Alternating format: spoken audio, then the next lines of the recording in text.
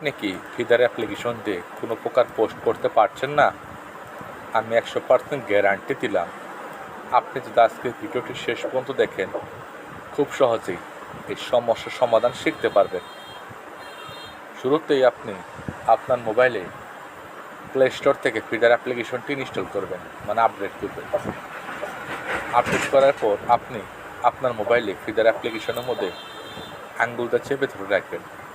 ধরে রাখার পর এরকম 5টি অপশন চালু হবে। 1 নম্বর অপশনে ক্লিক করবেন। 1 নম্বর অপশনে ক্লিক করার পর আপনার সামনে এরকম অপশন চালু হবে।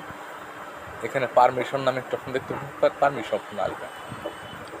এখানে উপরে লেখা আছে অ্যালাউ পারমিশন।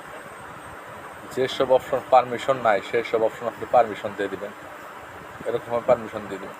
এরপর আপনি আপনার মোবাইলটি 10 মিনিট বন্ধ করে রাখবেন। 10 মিনিট পর চালু করবেন।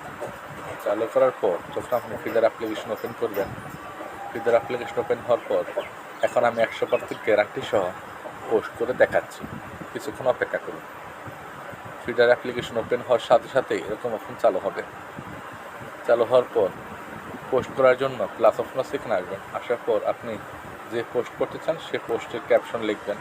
লেখার পর পোস্টে ক্লিক করলেই খুব সহজে ফিডার অ্যাপ্লিকেশনে পোস্ট হবে। আশা করি ভিডিও দেখে খুব সহজেই বুঝে গেছেন।